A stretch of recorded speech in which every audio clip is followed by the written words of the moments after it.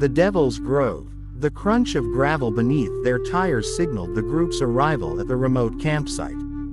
The van, a battered old vehicle with rust creeping along its edges, rolled to a stop on the dirt path, its headlights casting long shadows through the dense woods.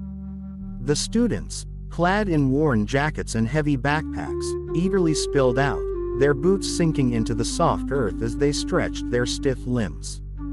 For months, they had been planning this weekend retreat, an escape from the suffocating confines of lecture halls, exams, and looming deadlines.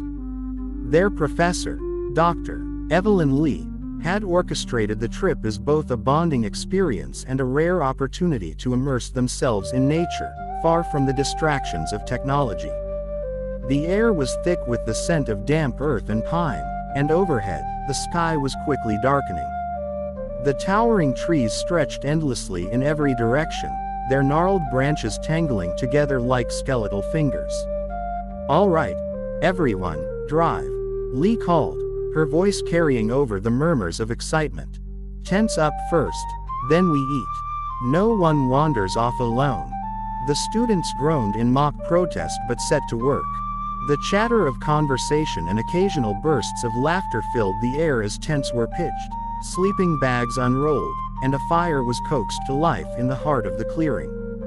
The flames cast flickering shadows against the trunks of the trees, making them seem as if they were shifting, breathing. As the evening deepened, the group huddled around the fire, passing around a shared bottle of wine. Stories flowed as freely as the drink, tales of campus gossip, embarrassing childhood memories, and dreams of the future.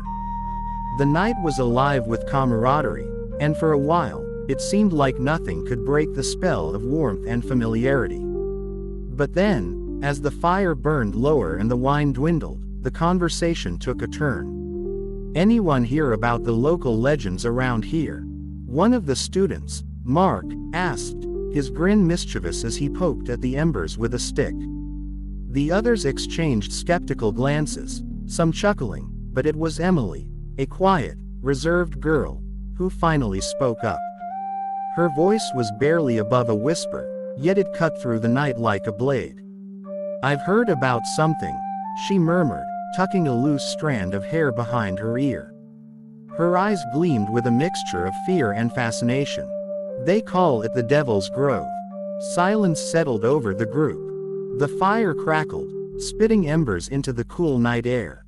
"It's just a story, right?" One of the others, Daniel, scoffed. "Some old ghost tale to scare campers." Emily hesitated, then shook her head. "Not exactly." She took a steadying breath.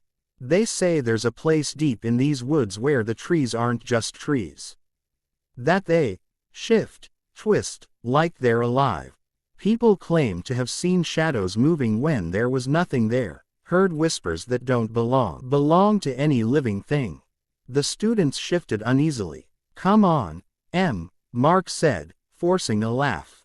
"You're creeping everyone out." But Emily wasn't laughing. "They say those who enter the Devil's Grove never come out," she continued, her voice hushed. "And if they do, they're not the same." A gust of wind rushed through the trees, causing the branches to creak and sway. Someone let out a nervous chuckle, but no one spoke. The conversation faded, replaced by an unsettling stillness. Slowly, the students drifted to their tents, though none could shake the feeling of being watched. The first disturbances were subtle, easy to dismiss. A branch snapping too close to camp. The distant rustle of leaves when no wind stirred. A whisper, faint yet unmistakable, carried on the air. Emily was the first to wake that night. Her eyes snapped open to absolute darkness, the walls of her tent pressing in around her like a suffocating void. A chilling sensation prickled along her skin. At first, she thought it was a dream, the kind where terror clings to the edges of wakefulness. And then she heard it. A voice, low, urgent, and right outside her tent. "Get out while you still can."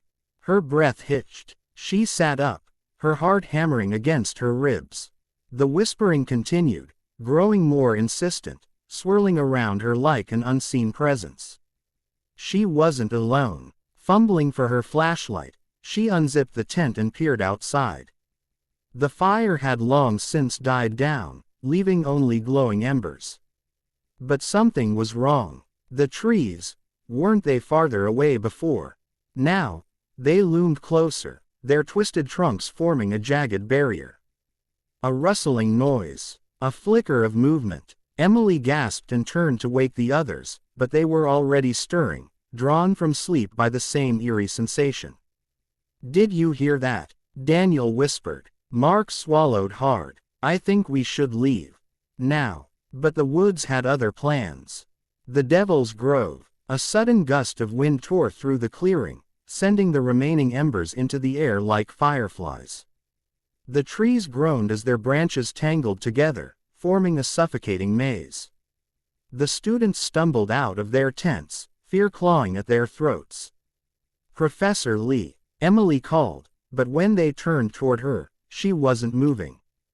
"Doctor." Lee stood rigid at the edge of the campsite, her gaze locked on something in the distance.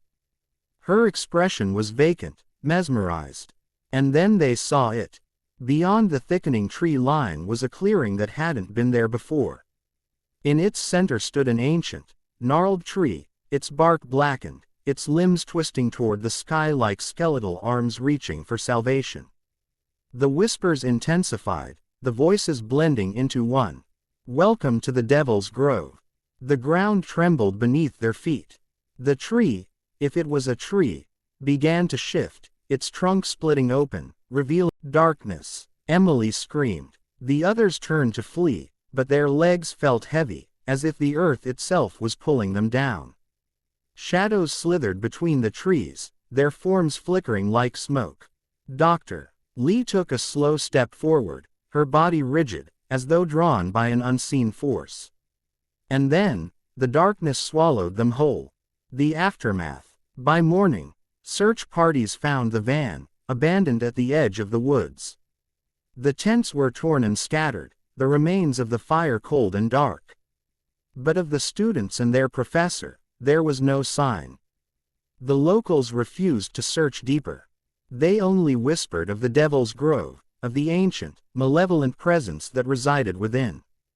And at night, if one dared to listen closely at the forest's edge, they might still hear them. The voices, the whispers, the warning, now too late. "Get out,"